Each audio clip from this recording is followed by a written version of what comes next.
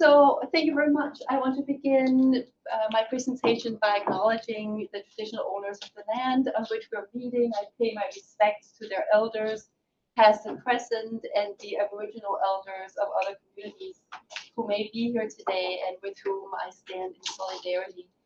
Let me also extend my thank you and acknowledgement to Andrea Whitaker, to Molly Johnston and Catherine Mills for making this visit not only possible, but also immensely enjoyable. Being amid these incredible reproductive scholars is exciting and, to say the least, quite humbling as well. And finally, I want to also acknowledge and extend my note of appreciation to the Endocrine Economies Group, which is back at the University of Southern Denmark, and also especially perhaps to Anne Nørkjær, who's a PhD in the project and who has been contributing to this work. So I want to begin my presentation today here with this very brief statement. Maybe we'll just use this one over yeah, here. the laptop. The laptop? Let's see here. There we go.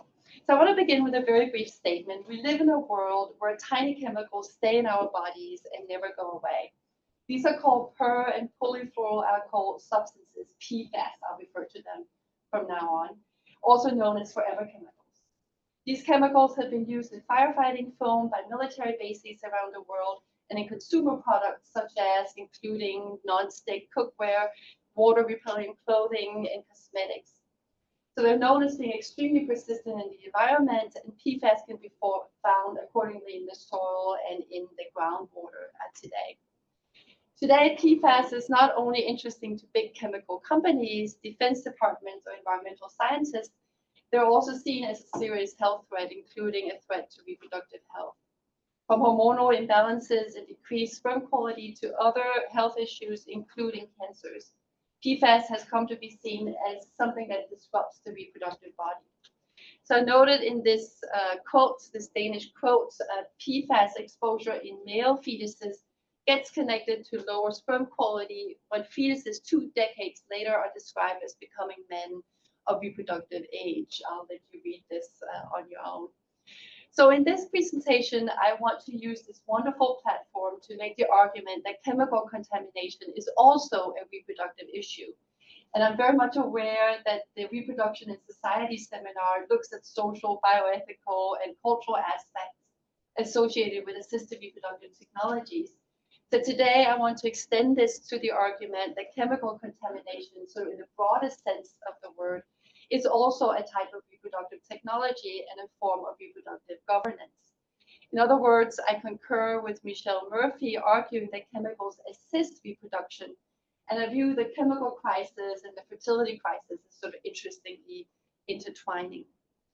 My work is mostly situated in the in the Nordic setting, yet PFAS chemical contamination is, as you are very well aware, also widespread. And in Australia, this includes, for example, the Red Bay Aboriginal community, where the Red Bay Aboriginal community has been the cause or has been the recipients of more than three decades worth of Defense Department contamination.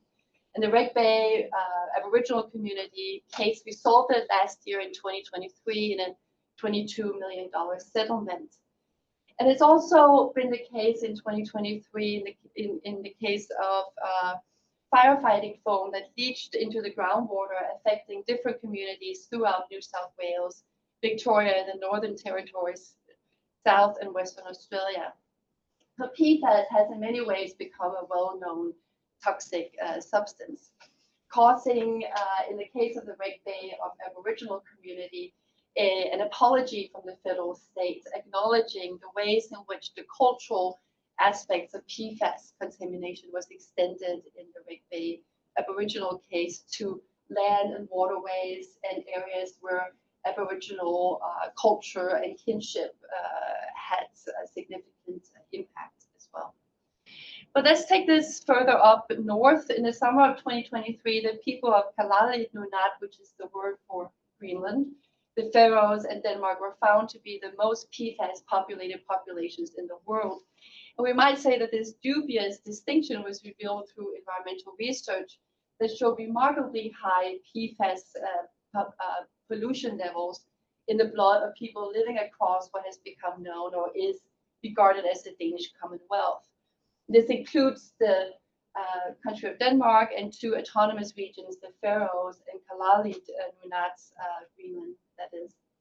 This discovery raised significant concerns about the health of not just humans, but also non-human animals and the more vital ecosystems upon which that sustain life. And it sort of really spoke to the kind of global south and environmental justice activists that have reckoned for quite some time that the harshest impact of environmental degradation and pollution is frequently experienced by those contributing the least to pollution and global capitalism in the first place. So working from this idea that chemical contamination is an environmental and a reproductive issue, the next part of my presentation, I want to focus on these 2 questions. That is, whose reproduction emerges to be under threat from PFAS pollution, and how does the health of Danish Commonwealth babies come to matter differently? But before responding to these 2 questions, I also want to provide you with a bit of background into my case. And specifically, I want to just very briefly take you to my empirical material. Kalaallit Nunaat, the Faroes, and Denmark are 3 geographically separate but historically intertwined nations, presently held together by the colonial and empirical construct of the Danish Commonwealth. Kalaallit Nunaat's official colonial status is seized in 1953, but it continues to be governed with international affairs, health, monetary policy, etc., and security defense by Denmark. And the same can be said for the Faroes. Being the only country in the Nordic region with long-term overseas colonies, Denmark's colonial history is vastly different from other Nordic countries, even though these countries often sort of come together and appear to have a lot of shared characteristics. Combined, I would say, with sort of the Danish self-image as a pioneering green nation and being the homeland to some of the world's largest and most successful pharmaceutical companies and chemical companies, such as what I've stated up here, Lundbeck, Cheminova, and Novo Nordisk. Denmark is, I would argue, a really interesting case, even if often overlooked, an interesting site to investigate chemical colonial relations, both past and present. So I have to say, I often work with more ethnographic methods, carrying out observations in laboratories with scientists and also doing clinical kinds of observations, interviews, etc. But this particular work is based on more archival methods, that is looking at newspapers, scientific reports, parliamentary debates, televised news reports, and recently also governmental Instagram posts undertaken through the period of 2021 and 2024. The work involved going to various archives, visiting the Polar Library in Copenhagen, and consulting with journalists that have written about this issue. A shortcoming of the material is that it's almost all exclusively written by Danish journalists, authors, and researchers, thus not individuals from Kalaallit Nunaat or from the Faroes. Before I go into the material, I'll just very briefly look at some of the inspiration that I have from feminist technoscience and environmental reproductive justice scholarship. So I definitely have to say that feminist technoscience scholarship really helps me theorize the ways that chemical contamination and reproduction connect. Not only are human and non-human animal bodies composed of chemicals and therefore we can say in constant flux, we live, as Michelle Murphy reminds us, in a time in which, and this is a quote from Murphy, molecular relations extend outside of the organic realm and create interconnections with landscapes, production, and consumption. Chemicals affect our everyday lives. As already mentioned, they assist reproduction when, for example, causing reproductive harm in the body or by extension, the fetus. And Michelle Murphy sort of talks about that in different ways. And we can also see that in chemicals, for instance, that work as contraceptive technologies, such as the birth control pill. Sort of following my initial quote on Danish men's declining sperm quality, this has actually been a topic of great worry, and I would almost say moral panic in Denmark. The notion of chemical contamination frequently comes up in the Danish context as being especially concerning when affecting men's reproductive lives, including their ability to become fathers, or as evidenced in some of the more popular scientific accounts, to become men. So in the case of cisgendered men's reproductive lives, chemicals are seen to lower testosterone levels and endanger, and I would use that word endanger very strategically, endanger men's sperm quality, including gendered concerns related to masculinity and so-called reproductive fitness. So the fertility tech and what in popular media accounts frequently gets referred to as the big sperm industry build upon this fear of diminished male reproductive fitness, revamped in the case of Danish men into a form of, I would say, hegemonic masculinity, in which men, through the fertility tech industry, attempts to become proactive and work to sort of risk manage their reproductive futures. And the fear of unfit reproductive men extends in the Danish case to various popular scientific accounts. For example, on your left-hand side here, you don't see this, but it's actually in the article, we see the title set in a dark pink font on a light pink background. Danish men are warned that due to endocrine disrupting chemicals there, and I quote, their anuses are crawling forwards towards the penis, end quote. So accompanying this very eye-catching headline, and I think that's just not only me, that would find this very eye-catching, instantly producing mental images of uncannily mobile body parts is a generic and perhaps less thought-provoking photographic illustration that you see here. A white and manicured female, perhaps hand, holds a golden magnifier to peek into the trousers of a young white male who, here portrayed with flexed abdominal muscles, is dressed only in a tight and black underpants. Within this very soft pink setting, masculinity is portrayed as at risk. The man is, I would in my analysis say, both a potential victim of queering or feminizing exposure to long-term intergenerational endocrine disruption, as well as under surveillance here by a woman who's clearly holding the power position and strongest agency in the image, meticulously examining perhaps his potentially already shrunken genitals. So defined as the distance between the anus and the posterior part of the scrotum, men's anogenital distance, we learn, is becoming shorter. This imaginary becomes associated with a slow degenerative movement, which much akin to some of the earlier literature, for instance, Matheson's book from 1956 that had the very catchy title, The Shrinking Man, is in this context tied to a more general concern about men's reproductive fitness. So in this material, the unfit reproductive man emerges as an especially troubling figure. Reproductive fitness entangles then specifically in the Danish material with men's reproductive abilities, including the ability to produce what becomes constructed as optimal sperm.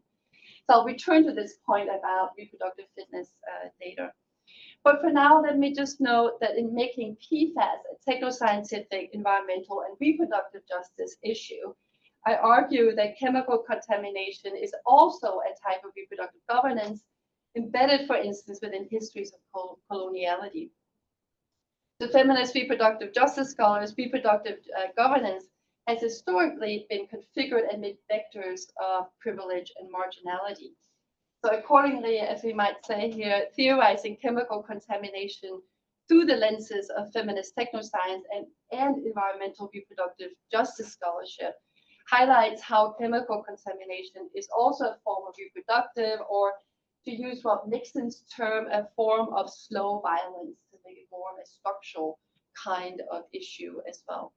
This includes, from the perspective of reproductive justice scholars, the right to raise children in healthy environments, as well as critically theorizing the relationship between chemical substances, colonialism, capitalism, reproductive governance, and human, non-human lives.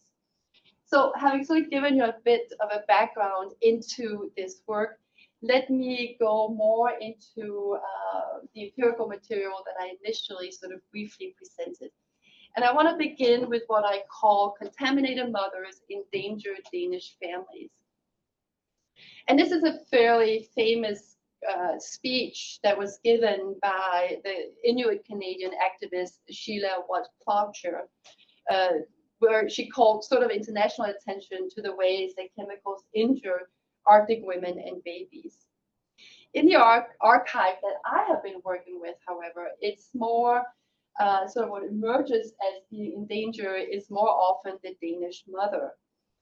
For instance, in some of the videos, we see a blonde, white-skinned, cisgendered woman getting her blood test for PFAS contamination.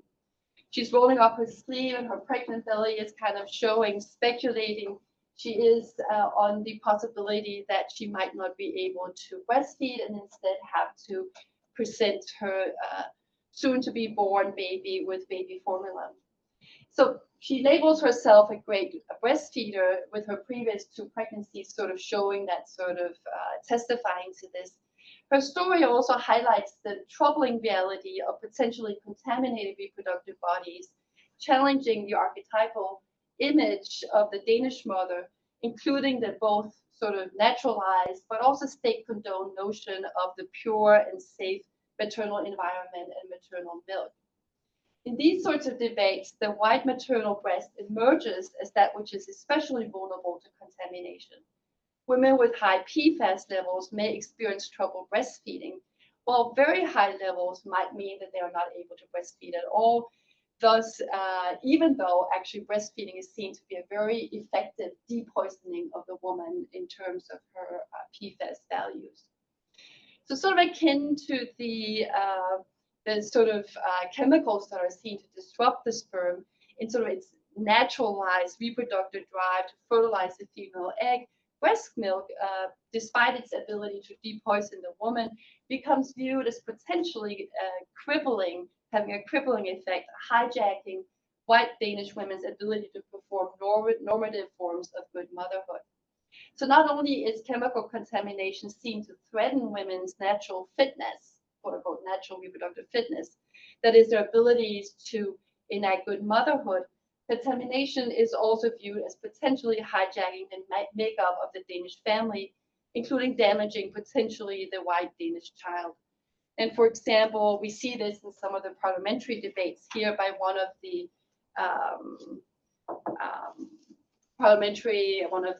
politicians saying it is a question of getting PFAS out of the bathroom. It is a question of getting PFAS out of the kitchen, so it's not in the frying pans. It's a question of getting PFAS out of the kindergarten so that children are not running around in rain clothes full of PFAS. Meanwhile, in the visual material, Danish white-skinned children appear barefoot and outside, kneeling to touch and play with potentially toxic soil. They sit on swings in some of the other material, surrounded by a Danish lush green summer landscape almost always, or near a smiling, nurturing white mother. What becomes viewed as a contaminated times are in the material negotiated and juxtaposed in the establishment of Danish nuclear family, including the protection of presumed pure and vulnerable white children. In the Danish archive, purity emerges visually through an imagined white child, I would say. For example, in their campaign material, the Danish Consumer Council mixes the concern of the child with a list of PFAS in various consumer products, vividly illustrated on the right-hand side here in a familiar scene, a very familiar Danish scene that is a rainy day in Denmark. Here, these sort of images of rain jackets, boots, and a hat symbolize good parenting, that is the ability to allow your child to play outside, but also becomes very troubling as seen as being potentially dangerous PFAS contaminated clothes. So in the context of potentially toxic tap water, PFAS repellent rain gear, and polluted puddles, this visual also becomes a powerful symbol of what feminist scholars frame life exposed, and representing purity, the white child, as Mel Chen so eloquently makes clear, come to represent that which must not become toxic. Similarly, in her discussion of environmental justice visual politics, Tina Gabrielsen argues that what she calls fence line photos, and I think we can view these photos as fence line photos. That is, that fence line photos are frequently those that are characterized by juxtaposing the vulnerable, such as the family, the child, their home, with the toxic, such as the industrial areas, chemical pollution, and so forth.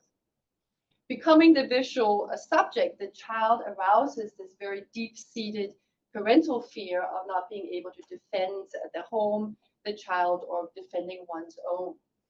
Fence line photos, that is, juxtapose that should be safe with that which is, in a sense, feared. They appeal to the viewer's sense of justice by implicitly drawing on this comparison to the places where children should be able to play, places that are supposed to be clean, green, and safe, and accordingly appeals to what Gabrielsen calls the moral imperative to protect the innocent. Meanwhile, the juxtaposition between danger and innocence gets foregrounded when children joyfully and so-called naturally move through the landscape that are meant to be safe, but are now projected as being potentially toxic. As evidence in this kind of archive, contamination disrupts and troubles conventional notions of women's maternal fitness, that is the ability to breastfeed, for instance, as well as naturalized ways of doing family life in Denmark, such as playing outside. The visual images tend to sort of reiterate a notion that there's a concern and a threat to the white heterosexual and primarily middle-class family. Meanwhile, PFAS contamination is deemed to be everywhere. One news report states that PFAS is in the ocean, in the soil, etc., in the clothes, in the pants, all those sort of consumer products. So while feminist scholars clearly note that the pre-toxic body does not exist, the female reproductive body, along with the white nuclear family in the Danish archive, become sites of contamination as well as imagined self-contained pure units.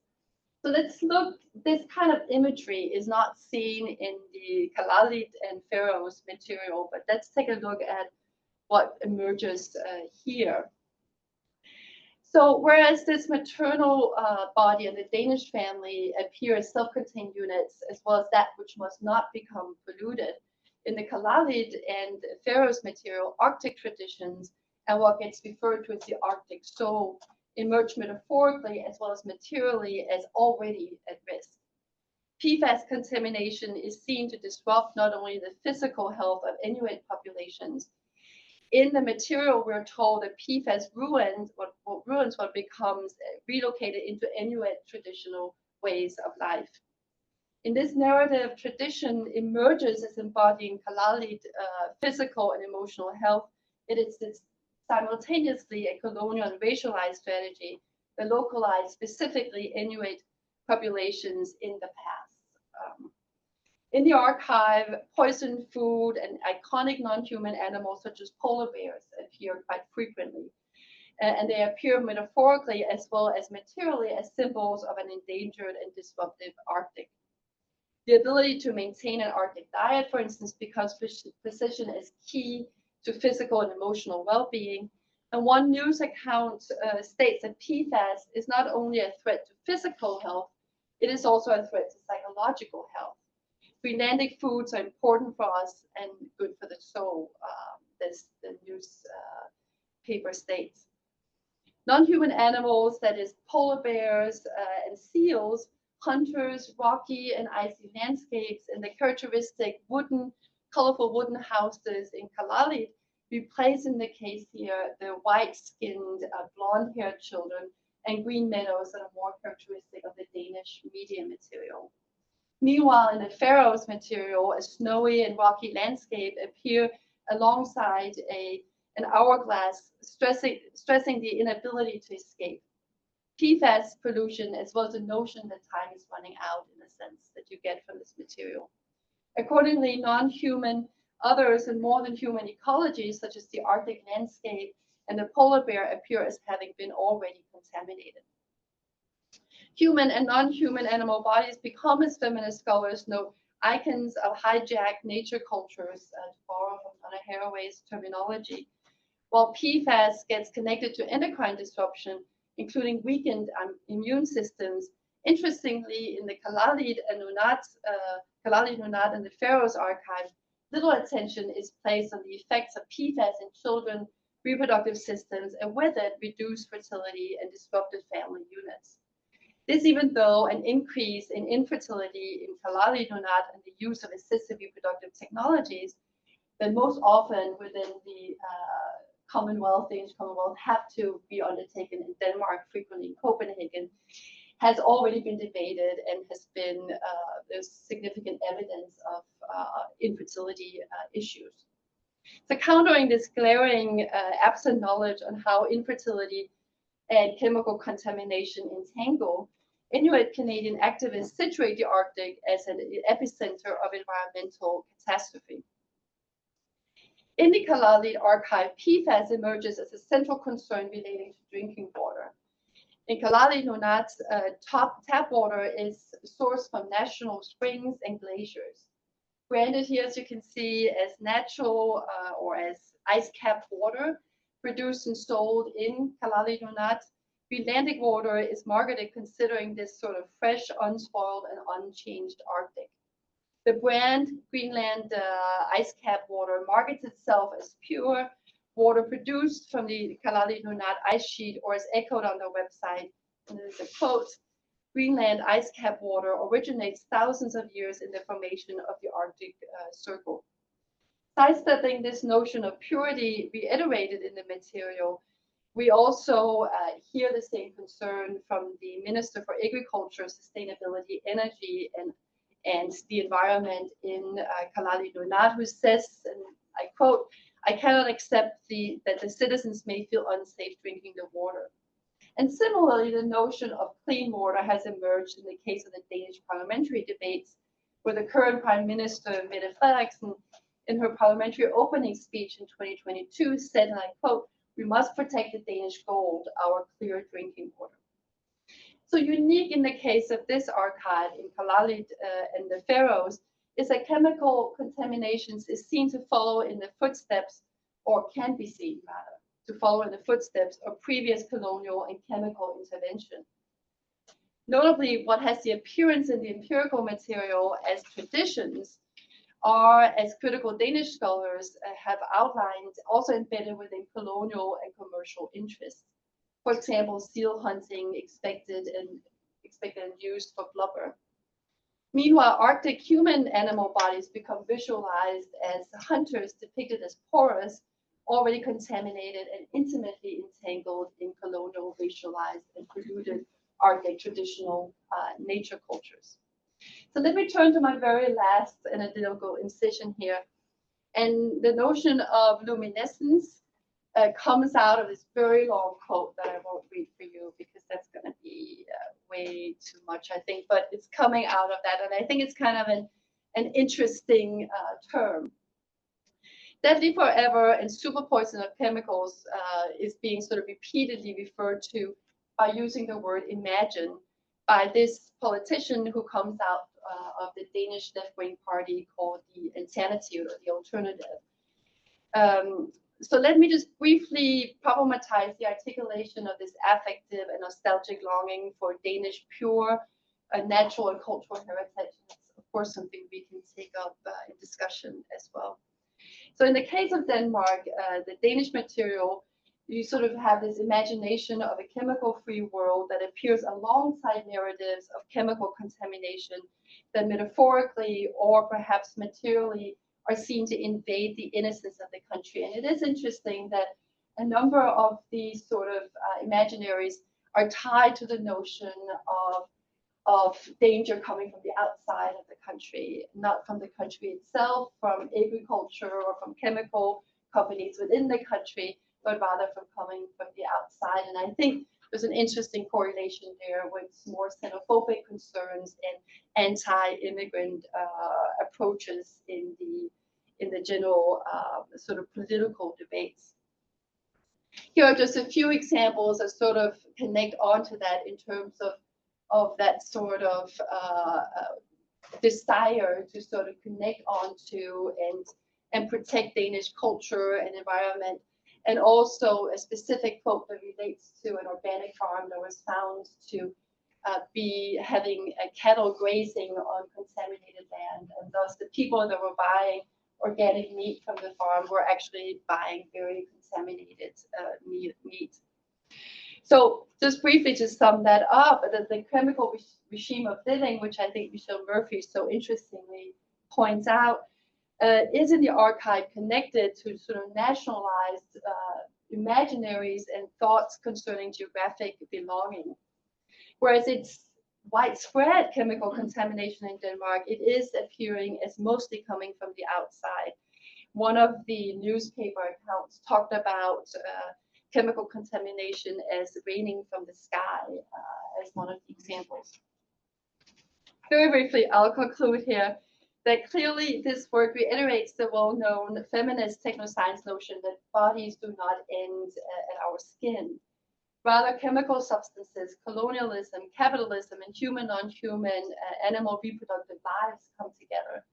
My archive of empirical work cements racialized and colonial relations in which Kalaallit reproductive bodies are steeped in tradition, emergent in proximity to toxic environments and non-human animal bodies, and thus appearing as already impure. In the case of Kalaallit Nunaat, colonialism and chemical contamination are each other's what we might call tarnished maidens. Contamination illuminates, as we might state, even makes luminescence, to borrow from that quote from the politician, the colonial infrastructures as well as ecologies on which our lives and lifestyles critically depend. So, very last few words.